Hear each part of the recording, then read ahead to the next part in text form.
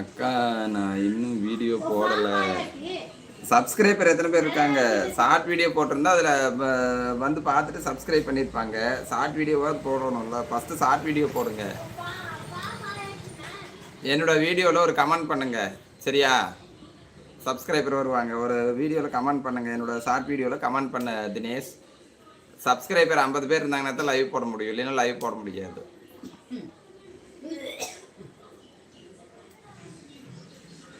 Video ஒன்று கூட போடலையா?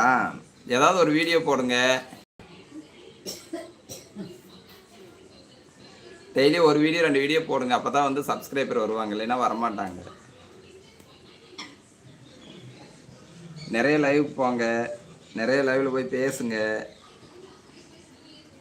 அப்போ